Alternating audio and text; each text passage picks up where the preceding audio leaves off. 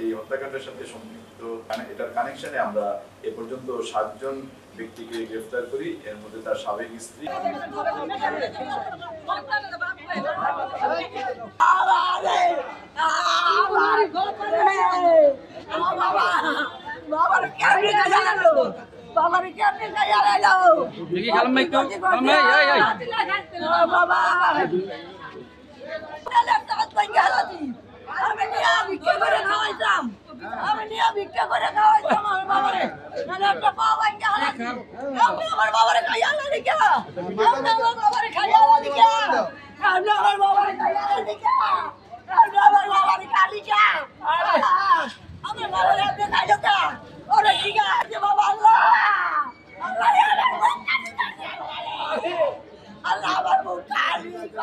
গতকালকে আমাদের ফতুল্লা থানার তক্কারমাঠ এলাকায় একটা লাশের আমরা একটা হত্যাকাণ্ডের সন্ধান পাই এবং সেই একটা অজ্ঞাত লাশ পাওয়া যায়। সেই লাশটাকে আমরা পরবর্তীতে আমাদের টিমের সহযোগিতায় শনাক্ত করি। সেই লাশটার পরিচয় শনাক্ত করার পর আমরা তার এই হত্যাকাণ্ডের সাথে সম্পৃক্ত এবং এটার কানেকশনে আমরা এ পর্যন্ত 7 জন ব্যক্তিকে গ্রেফতার করি।